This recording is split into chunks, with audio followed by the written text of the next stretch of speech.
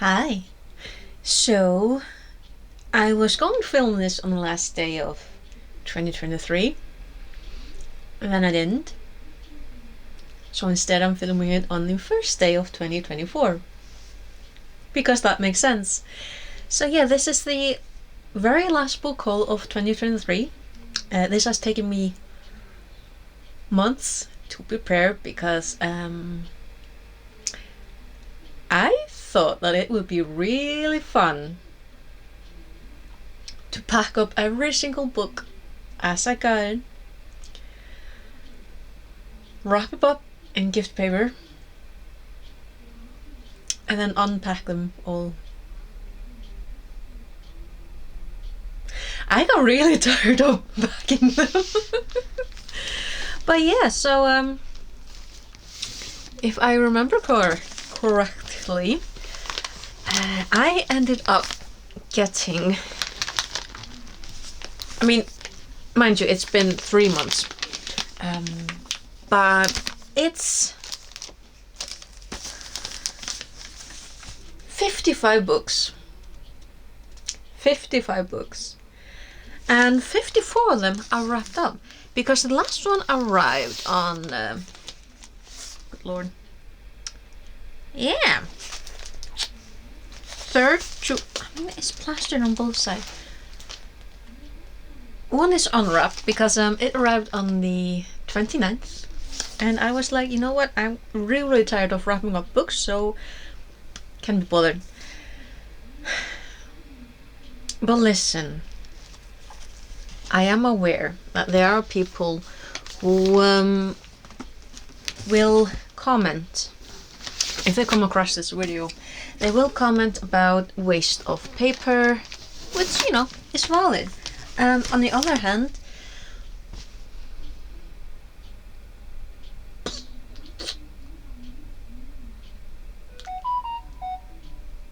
I'm not gonna say that I don't care.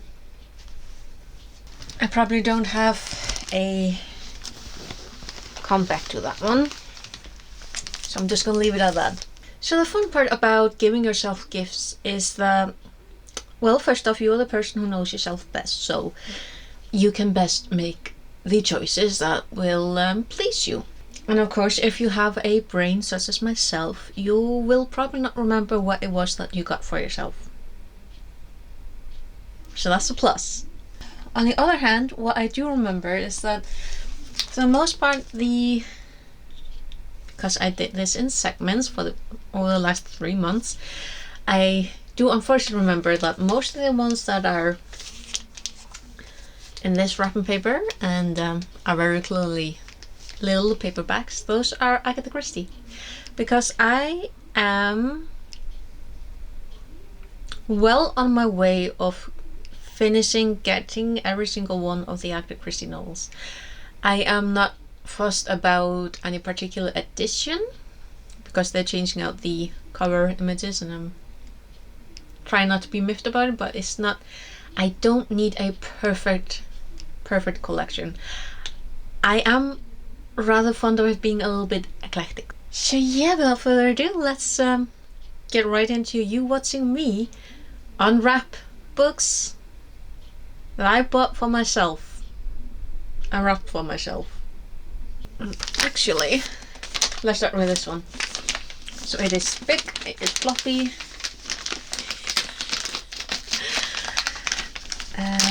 Let's not make that into too much of a commentary. And yes, so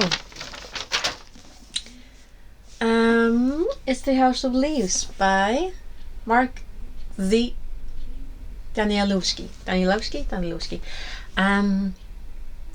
I've seen this all over little YouTube for the most part for the last year.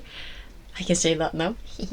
And the consensus is that it's confusing, but it seems that a lot of people do quite like this book, so I am intrigued. Also, it looks really weird, like how it's set up, like how I say it looks really weird, and then I show you, oh yeah, like this. I think it was Kayla from Books and Lala talked about it being, yeah. Here's me trying to be intellectual about books, and I cannot remember what Kayla said. But I do remember that I was watching her talk about this book. I'm like, actually, I would quite like this book. Don't think that our tastes in literature quite match up. But that one, color me intrigued. So, existential is liminal spaces, it's weirdness. Haha! Alright, one of the more famous Agatha Christie novels, Death on the Nile. A Hercule Poirot book.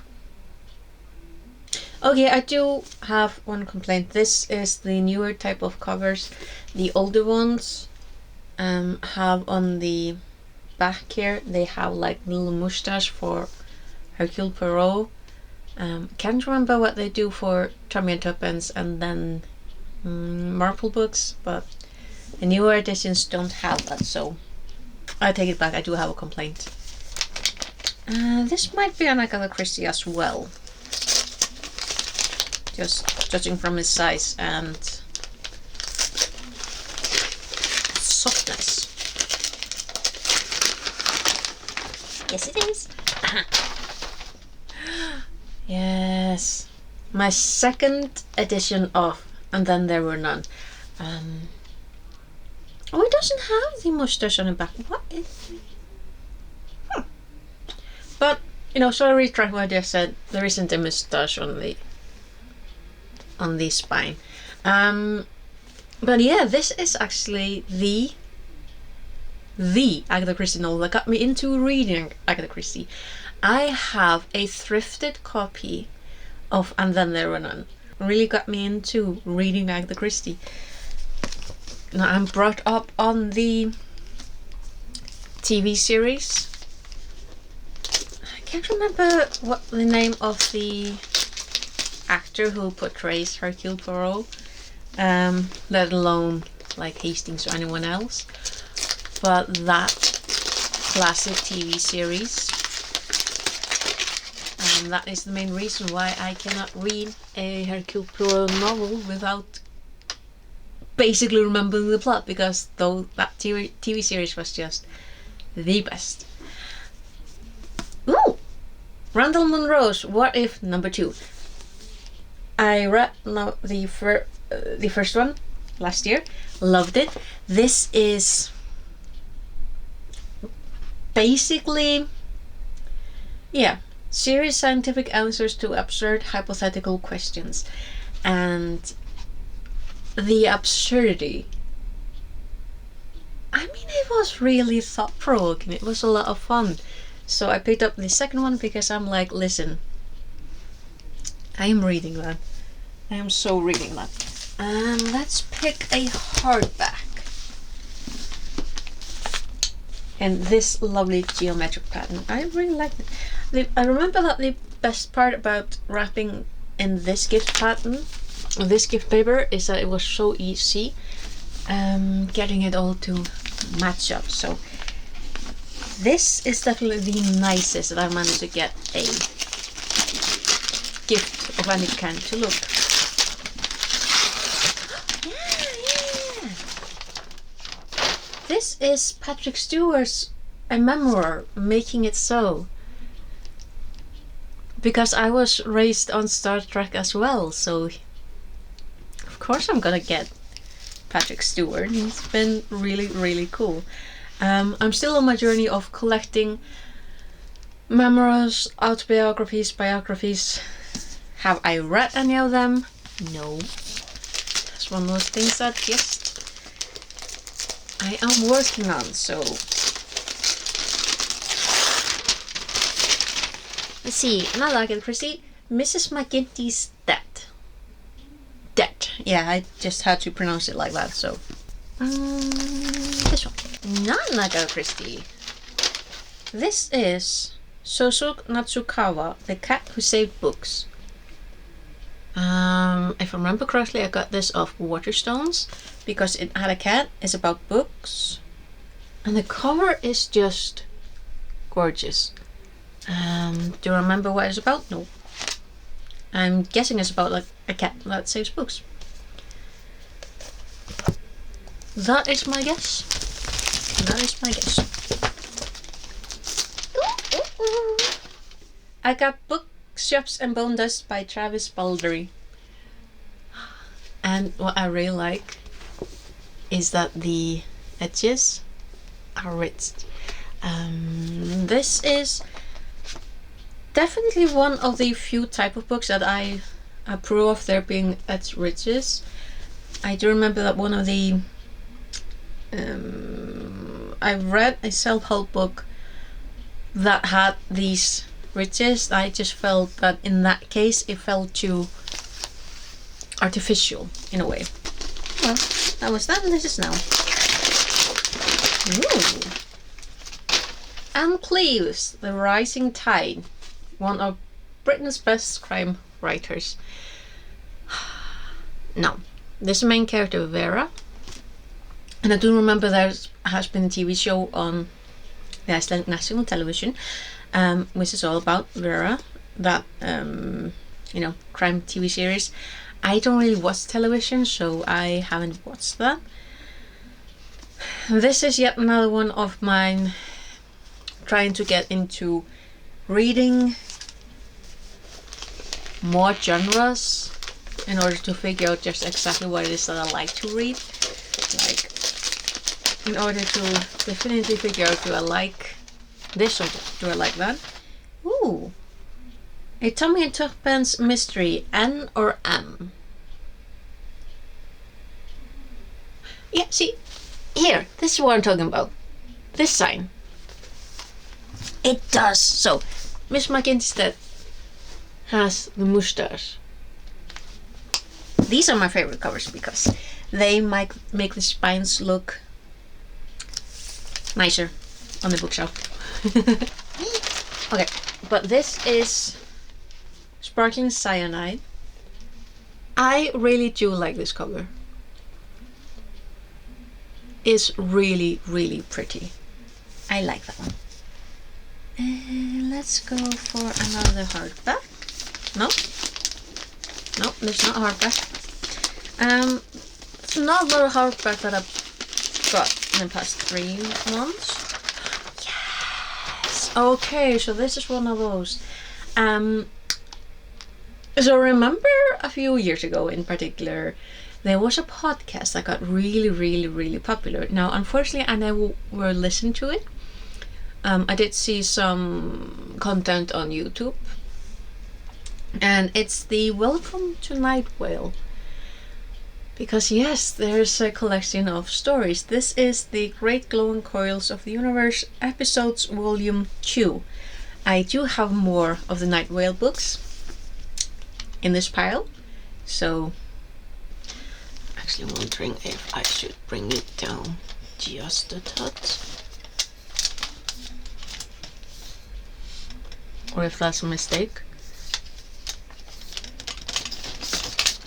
There we go. Maybe.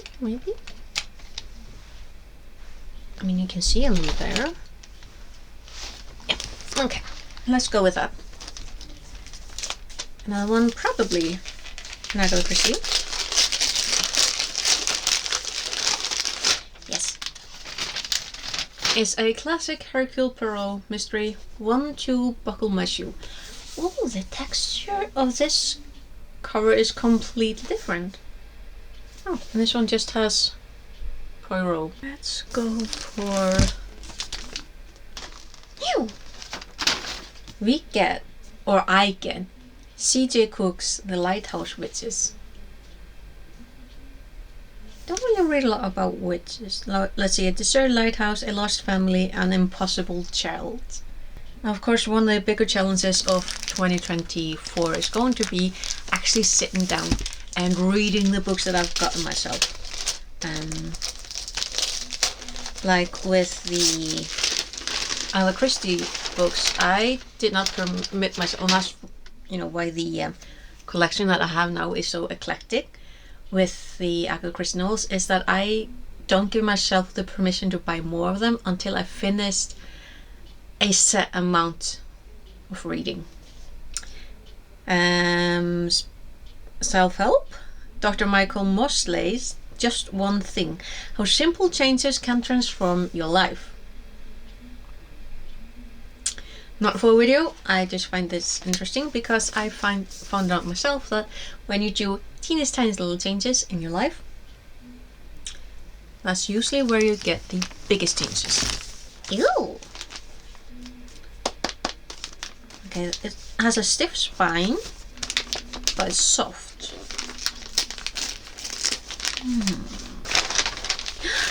Yes, another nonfiction. This is Shelby One Pelts, Remarkably Bright Creatures. Or at least I think it's not nonfiction. No, it is fiction. About a giant Pacific octopus that solves Shell's disappearance?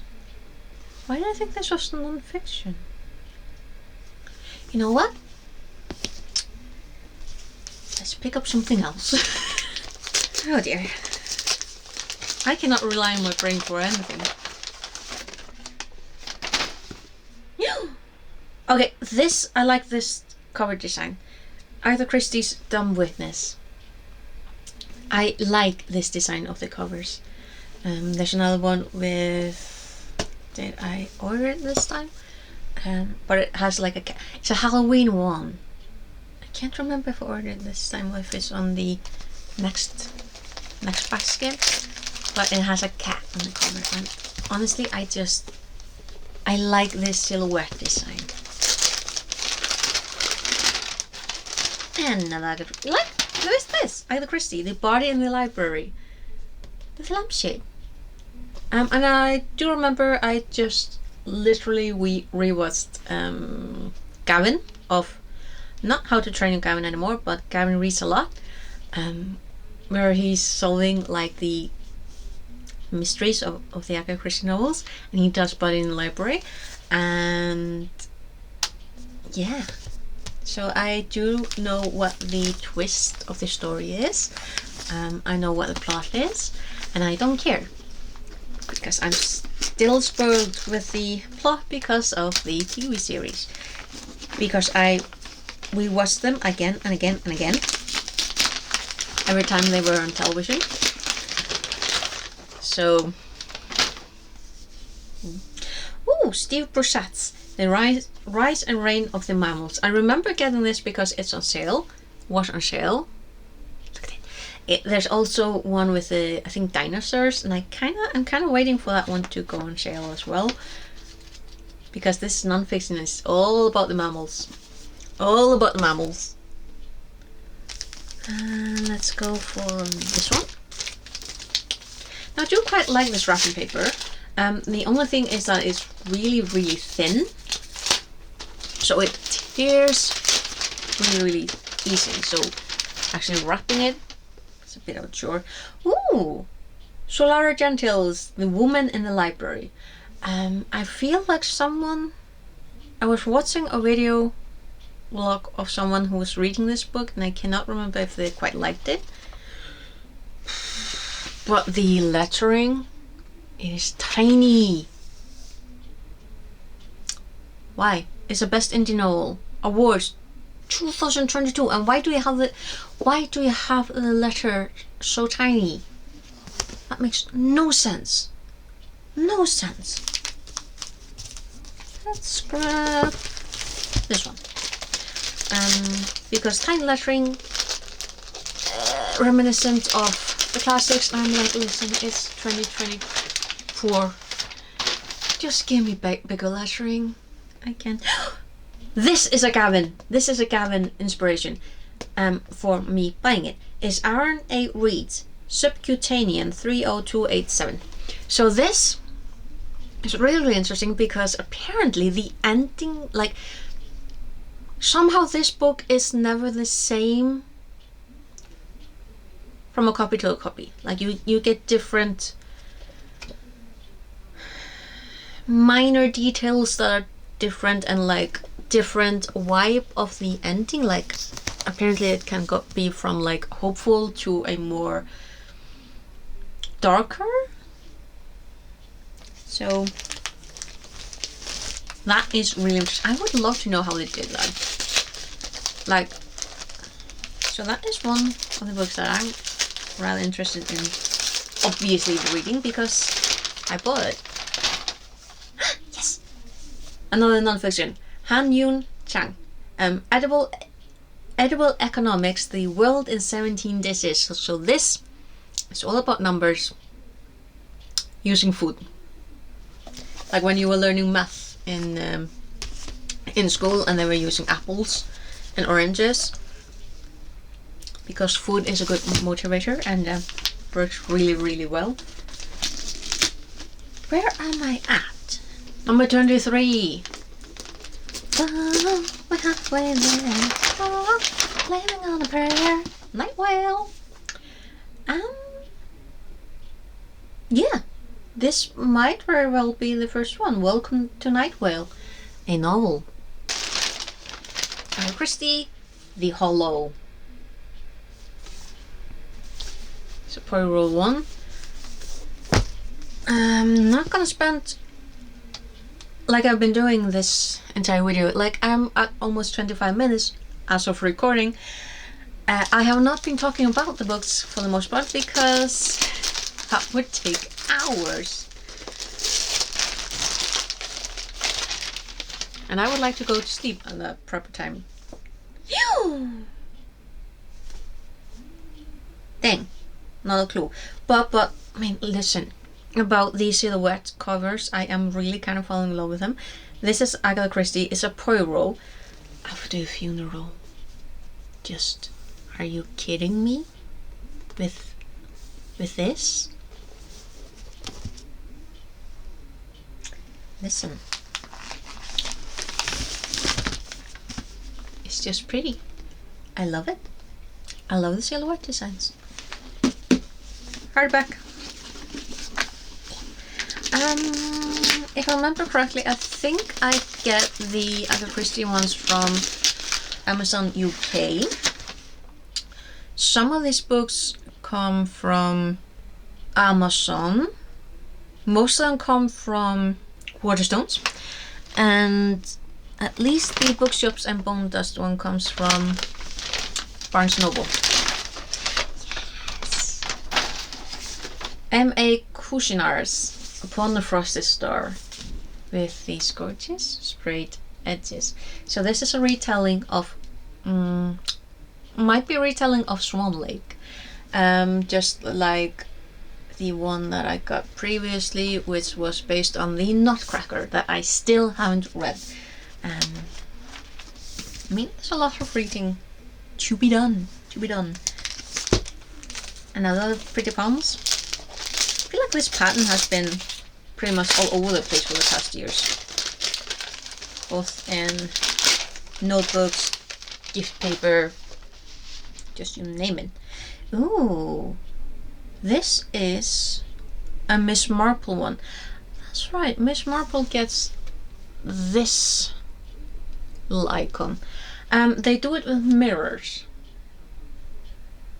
Now the Miss Marple and the Tommy and Tuppence stories I'm not as familiar with, because if I remember correctly, the Marple stories were adapted more into movies rather than TV series, and I just don't have as much of an exposure to the Jane Marple stories, so I can actually hopefully read them without figuring out or remembering what the plot is. So okay, so this is the first of 2 editions that I got of this. This came out, was it October? I think it was November. Terry Pratchett, A Stroke of the Pen, The Lost Stories, forward by Neil Gaiman. So this is a collection of a lot of the short stories that my favorite author of all time wrote throughout his years, and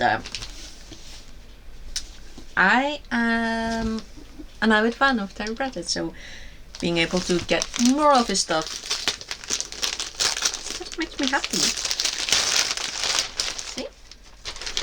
A Poirot novel. Sad Cypress.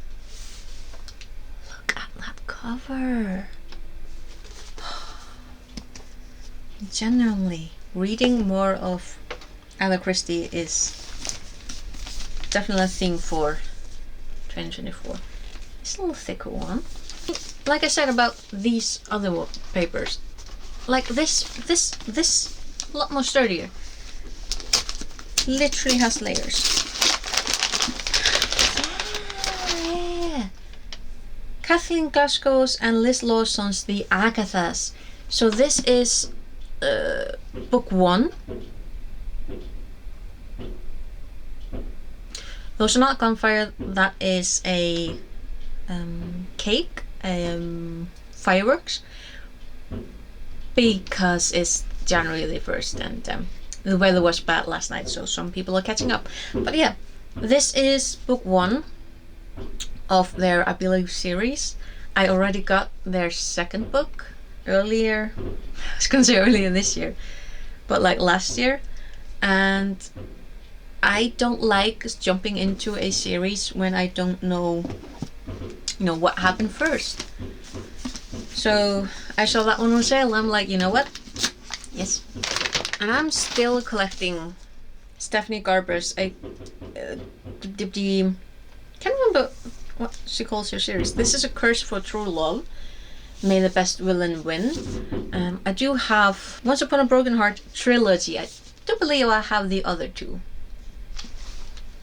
over there. So yeah, this is another series that I will be getting into in 2024. Hopefully. Fingers crossed. You know what? I'm gonna make it happen. Oh, look at the cover. It's a Poirot taken at the flood. Look at that. That is something. That is something. I really am loving the covers for Agatha Christie novels. Okay. Kara Hunter's Murder in the Family. I know that was on sale for Waterstones. That's the main reason why I got most of these books, honestly. What? This is set up like a screenplay.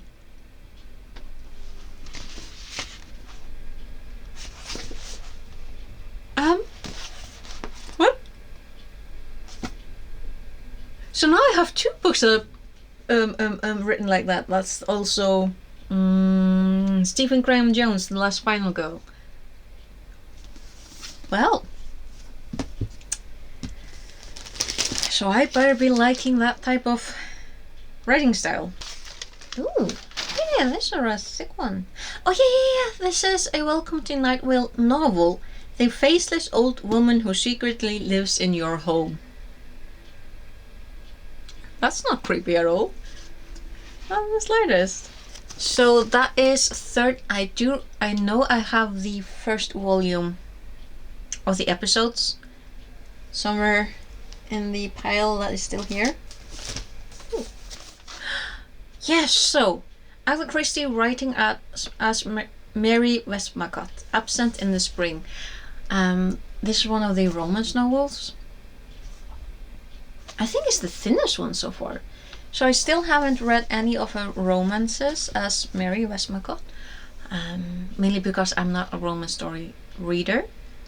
But it's Agatha Christie, and I kind of feel like if I'm going to be reading the mysteries, I would miss something if I don't also at the very least check out the romances. And also because I'm a completionist, and yeah, that's all that we need to know. Speaking of Agatha Christie, Murder is Easy. Okay, think this is one of these standalones. Murder is Easy. She really had a way with making titles. Speaking of Night Vale, here is the Volume 1. That is the set that I have of the Night Whale novels so far. I can't remember if there were any more. I do recall that there were 1 or 2 that the authors had penned that weren't like Night Whale stories, but I kind of wanted to like start with Night Whale and because reasons. Oh, Agatha Christie, The Moving Finger. This also has a different feel on the cover, almost like sticky. It's a Miss Marple, so I probably don't know the plot to that one. I think, goodness, that means it will be more of a surprise. Ooh. Susan Denners, The Luminaries. Hemlock Falls isn't like other towns. You won't find it on a map. Your phone won't work here, and the forest outside town might kill you. Okay. Yeah. Karen M. McManus. One of us is lying. Is it what, the first in 6-book series? So this is one of the books that have been popular throughout the years, and I just haven't read. So in the case of FOMO, I ordered it, and when it says here on the cover that it's signed by, so that sticker is hiding a sticker that is printed. Stickerception. But yeah, signed by the author, and it has a sticker on the inside. Now I'm curious about the sticker underneath, but I'm like, I can't remember how many Agatha Christie novels I ordered, but I still have more to order. Should be able to finish my collection this year, hopefully. But yeah, Agatha Christie, 5 Little Pigs. A Poirot novel. And I don't think that this is one of the more popular ones. Definitely not one of the more popular ones. Like, every time people talk about Agatha Christie, it's Death on the Nile, and then there were none, because that one is just, I feel like there's at least 1 or 2 others that people always talk about, but I cannot remember right now. But 5 Little Pigs, I don't feel like a lot of people, I don't recall anyone ever mentioned it. But yeah, Matt Haig's The Midnight Library. I've been umming and ahhing, just not being sure about getting this one. It was on sale, I remember that, because people have been divided about this. On the one hand, it's not badly written. That's the consensus that I've heard. But on the other, it might be triggering for people with depression. But honestly, I won't know unless I read it. So I'm gonna read it, and I got it on discount. Yet another Agatha Christie, They Came to Baghdad. Another standalone. Really like the cover. It's a lovely cover. 11 packages and the mystery one. Let's tackle the hardcover. The best thing about having a faulty memory is that you can always surprise yourself with wrapping gifts. Yes, my other edition of the Terry Pratchett Stroke of the Pen. Because the first one, lovely, gorgeous. This one, just as gorgeous. And it's exclusive to Waterstone, so I'm like, you know what? I am a Terry Pratchett fan. Sue me. Just whatever. I'm a big fan. I read his books. I'm gonna get him. Agatha Christie, Evil Under the Sun. Ooh, to my mind, that woman's a personification of evil. She's a bad lot through and through. Ooh. Wonder if that's the murder victim. That's a pretty one. Death comes at the end. This takes place in ancient Egypt. This is historical. Okay. Well, that's gonna be different. Another Agatha Christie, writing as Mary Westmacott. The Rose and the Yew Tree. Getting to the end. Ooh, Crooked House. Yes, the ring light is really picking up the colors. Another Poirot one. Appointment with Death. Let's break it up with this one. Let's break it up and say if it's not okay, it's not like a Agatha Christie one. This is Benjamin Dean's How to Die Famous. Kind of like mystery thriller type of dealio, dealing with, fame. A murder is announced. I think I remember this one. Yes, this one. I love this one. Also love the cover, but this one, one of the few Marple stories that I actually remember. So one of the things that I really need to do this year is read Jane Austen's Pride and Prejudice. So that's just one of the things that you need to do from time to time is read the English classics. It's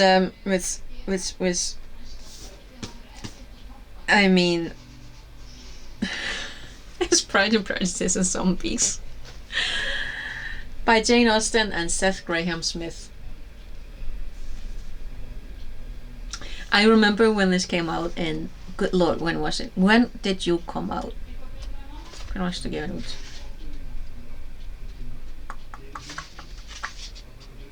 2009. Yeah, so. And I always kind of regret not picking it up because it's Jane Austen and zombies. And I'm like, oh. So I've rectified that. How could I not? I was also thinking about getting a Abraham Lincoln Vampire Hunter, but I'm like, let's just start with the zombies and see if I like it. Oh, Agatha Christie Towards Zero. Again with a strange texture. And the last of the wrapped books. I've unwrapped 53 books. 54 books. And it is Gabriel Zenz, Tomorrow and Tomorrow and Tomorrow. Because FOMO. Because of Jack Edwards. Possibly someone else, but I remember Jack Edwards. And this might have been a sale by the time I got it. Probably, knowing me. But yeah, this and the Midnight Library, I was getting FOMO because of them. So being able to get them on a sale always makes things better. So at the very least, if I don't like them, I don't feel as disappointed. Maybe because at least I'm not paying full price. Just had to massacre that box.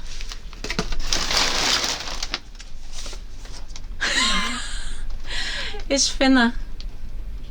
It's really tiny too.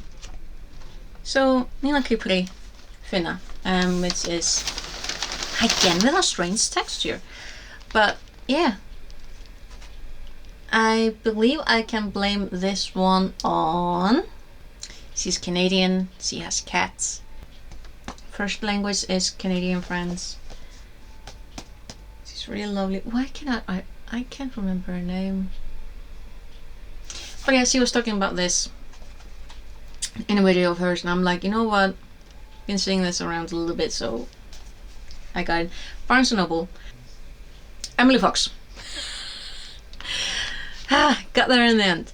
But yeah, so that is the 55. Can you see them?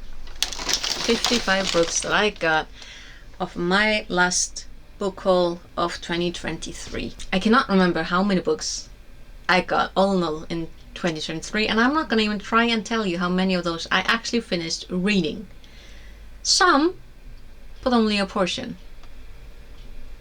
Not an insignificant portion, but considering that I only managed to finish 28 books last year, which was way less than I was intending. Especially when I then buy more books than I read last year, so. But yeah, that is all the books that I got for the last part of 2023. I don't anticipate a lot of book buying this year because I have so many that I want to be I kind of want to be reading more than buying this year. So,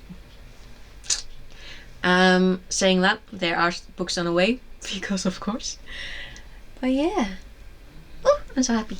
So yeah, I hope you had fun watching me film this. I've been filming for close to an hour, and now I need to tidy up my room again. So thank you very much for watching, and I will hopefully see you again more this year. So until then, take care. Bless.